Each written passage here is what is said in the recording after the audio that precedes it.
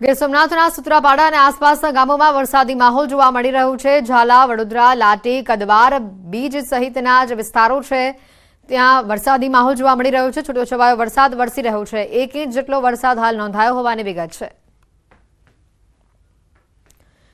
ગીર સોમનાથમાં સતત ત્રીજા દિવસે વરસાદી માહોલ છે। કોડીનાર શહેર અને આસપાસના વિસ્તારોમાં વરસાદ ધીમી ધારે શરૂ થઈ રહ્યો છે। વરસાદનું આગમન થતાં કોડીનાર, દેવળી, પીપળી, કડોદરામાં લોકોને હાશકારો થયો ગરમીથી। બાવાના, પીપળવા, રૂનાજ, મિતિયાજ અને આસપાસના વિસ્તારોમાં દુદાનમાં પણ વરસાદી માહોલ જોવા મળી રહ્યો છે।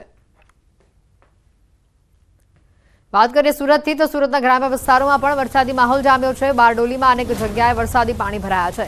આશાપુરી માતાના મંદિર નજીક વરસાદી પાણી ભરાયા છે। રસ્તા પર પાણી ભરાતા વાહન ચાલકોને હાલાકી વેઠવી પડી રહી છે। મુદિત પેલેસ સહિતના વિસ્તારોમાં વરસાદી પાણી ભરાયા છે। ધોધમાર વરસાદના પગલે વીજ પુરવઠો ખોરવાયો છે। નગરપાલિકાની પ્રી મોન્સૂનની કામગીરી પર અનેક સવાલો ઉભા થઈ રહ્યા છે। ગ્રામ્ય વિસ્તારમાં વરસાદને લઈને ધરતીપુત્રોમાં પણ ખુશીનો માહોલ જોવા મળી રહ્યો છે। સુરતના ગ્રામ્ય પંથકમાં પણ વરસાદી માહોલ હાલ જોવા મળી રહ્યો છે। સુરતમાં મેઘરાજા મન મૂકીને વરસી રહ્યા હોય તે પ્રકારની પરિસ્થિતિ છે। ક્યાંક રસ્તાઓ પર પાણી ભરાતા વાહન ચાલકોને પણ થોડી ઘણી પરેશાની વેઠવી પડી હતી। આ વરસાદથી ખેડૂતો ખુશખુશાલ જોવા મળી રહ્યા છે, કારણ કે પાકને જીવનદાન મળશે, પાક સારો થશે તેવી આશા ખેડૂતોને બંધાઈ છે। ધોધમાર વરસાદના પગલે કેટલાક ભાગોમાં વીજ પુરવઠો ખોરવાયો હોવાની પણ માહિતી સામે આવી છે અને હજી પણ આવનારા 24 કલાક હવામાન વિભાગે વરસાદની આગાહી આ વિસ્તારમાં કરી છે। બીજી તરફ સુરત પોલીસ સ્ટેશનમાં વરસાદી પાણી ઘૂસ્યા હોવાની તસવીરો સામે આવી છે। ચોમાસાની શરૂઆતમાં જ તંત્રની પોલ ખુલ્લી પડી ગઈ છે। ઉત્તરાયણ પોલીસ સ્ટેશનની બહાર જળબંબાકારની પરિસ્થિતિ છે। મનપાની પ્રી મોન્સૂનની કામગીરી અહીંયા છતી પડી છે। પોલીસ કર્મીઓને હાલાકી ભોગવવાનો વારો આવ્યો છે। લોકોને અવરજવર કરવી પણ આ વિસ્તારમાંથી મુશ્કેલી ભરી બની છે। સુરતના પોલીસ સ્ટેશન વિસ્તારથી આ દ્રશ્યો, પોલીસ સ્ટેશનની બહાર જળબંબાકારની પરિસ્થિતિ, પોલીસ સ્ટેશનની અંદર પણ પાણી ઘૂસ્યા હોવાની આ તસવીરો સામે આવી રહી છે। લોકોને આ વિસ્તારમાંથી અવરજવર કરવું પણ મુશ્કેલી ભર્યું બન્યું છે। ચોમાસાની શરૂઆતમાં જ અહીંયા તંત્રની પ્રી મોન્સૂનની કામગીરી પર સવાલો ઉભા થઈ રહ્યા છે। જોઈ શકાય છે કે ટુ વ્હીલરના પૈડા છે તે અડધા પાણીની અંદર ડૂબી ચૂક્યા છે। જે રીતનું વરસાદી પાણી અહીંયા ભરાયું છે તેને લઈને લોકોને હાલાકી વેઠવાનો વારો આવ્યો છે। સુરતના કેટલાક વિસ્તારોમાં ધોધમાર વરસાદ વરસી રહ્યો છે, જેમાં અડાજણ, પાલ, રાંદેરમાં ભારે વરસાદ જોવા મળ્યો છે। પૂના, અઠવા લાઇન્સ, ઉમરા વિસ્તારમાં વરસાદ વરસ્યો છે। ધોધમાર વરસાદ વરસતા લોકોને ગરમીથી રાહત મળી છે। વાત કરીએ નવસારીથી, નવસારી શહેરમાં વરસાદ જોવા મળી રહ્યો છે। વહેલી સવારના વાદળછાયા વાતાવરણ બાદ શહેરમાં વરસાદની શરૂઆત થઈ છે। લુન્સીકોઈ, ઇટાળવા, તીધરા રોડ, કબીલપોર, જમાલપોર આ વિસ્તારોમાં ધોધમાર વરસાદ જોવા મળી રહ્યો છે। વરસાદ આવતા વાતાવરણમાં ઠંડક પ્રસરી છે। અસહ્ય ગરમીથી લોકોને રાહત મળી છે। વાત કરીએ ભરૂચથી તો અંકલેશ્વર અને હાંસોટમાં વરસાદ જોવા મળી રહ્યો છે। ગ્રામ્ય વિસ્તારમાં વરસાદ જોવા મળી રહ્યો છે। સવારથી વાદળછાયા વાતાવરણની વચ્ચે અહીંયા વરસાદ વરસી રહ્યો છે। વરસાદ વરસતા વાતાવરણમાં ઠંડક પ્રસરી છે, તો બીજી તરફ ખેડૂતોમાં પણ ખુશીનો માહોલ જોવા મળી રહ્યો છે। ભરૂચમાં વરસાદી માહોલ હાલ જોવા મળી રહ્યો છે। ગ્રામ્ય વિસ્તારોમાં ધોધમાર વરસાદ જોવા મળી રહ્યો છે। અંકલેશ્વર અને હાંસોટમાં વધુ વરસાદ જોવા મળી રહ્યો છે। સાથે જ વાત કરીએ વલસાડથી તો વલસાડ જિલ્લામાં પણ આજે વરસાદી માહોલ જામ્યો હોય તે પ્રકારની સ્થિતિ સામે આવી છે। જિલ્લાના તમામ તાલુકામાં સવારથી જ વાદળછાયું વાતાવરણ સર્જાયું હતું। વાપી અને આસપાસના વિસ્તારોમાં નોંધપાત્ર વરસાદ વરસ્યો છે। થોડા સમયમાં રસ્તાઓ પાણી થઈ ગયા હતા। મહત્વપૂર્ણ છે કે હવામાન વિભાગે વલસાડ જિલ્લામાં ભારે વરસાદની આગાહી કરી છે। પરિણામે છેલ્લા 1 અઠવાડિયાથી આ જિલ્લામાં વરસાદી માહોલ જામ્યો છે।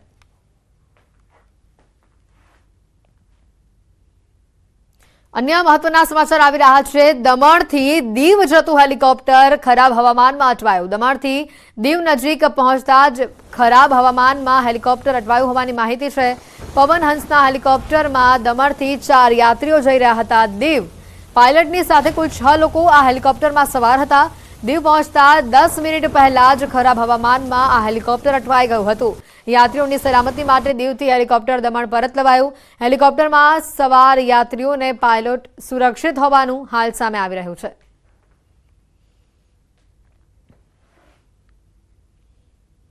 મહત્વના સમાચાર છે। દમણના દરિયા કિનારે હાલ કલમ 144 લાગુ કરી દેવામાં આવે છે। દરિયા કિનારે સેલ્ફી લેવા અને નહાવા પર પ્રતિબંધ મૂકવામાં આવ્યો છે। પર્યટકો, સ્થાનિક લોકો કે માછીમારોને પણ કિનારાની અંદર જવાની મનાઈ આપવામાં આવી છે। 31 ઓગસ્ટ સુધી દરિયા કિનારે ધારા 144 અને પ્રતિબંધના આદેશ લગાવવામાં આવ્યા છે। જો કે આદેશથી અજાણ અનેક પર્યટકો કિનારાની અંદર જોવા મળ્યા। આદેશનું પાલન કરાવવામાં ક્યાંક ઢીલાશ પણ વર્તાઈ રહી હોવાની તસવીરો સામે આવી છે। રાજ્યના પડોશમાં આવેલા સંઘ પ્રદેશ દમણના દરિયે ધારા 144 લગાવવામાં આવી છે। અહીંયા આગળ પર્યટકોને આવવા પર રોક લગાવી દેવામાં આવી છે।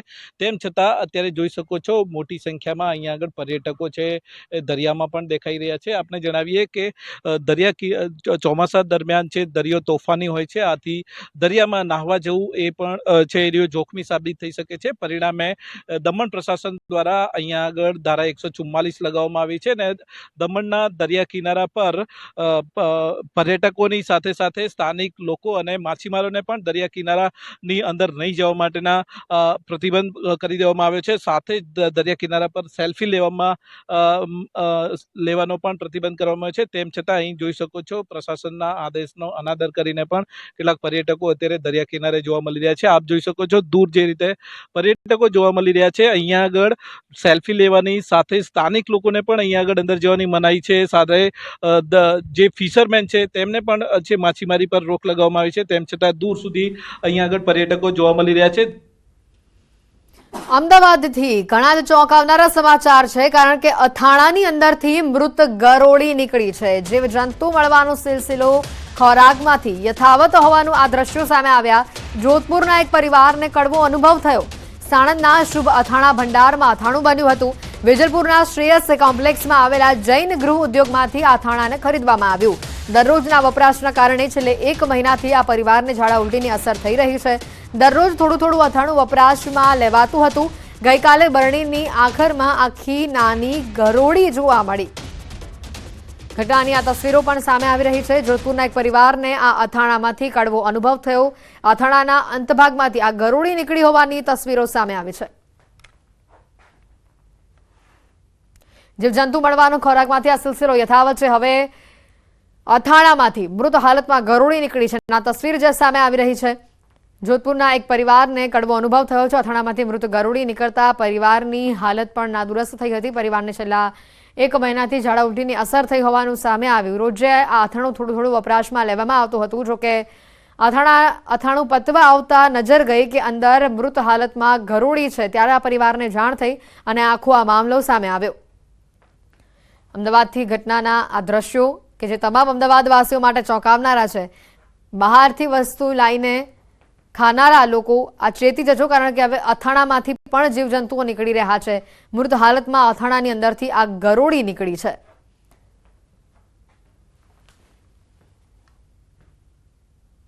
અમદાવાદ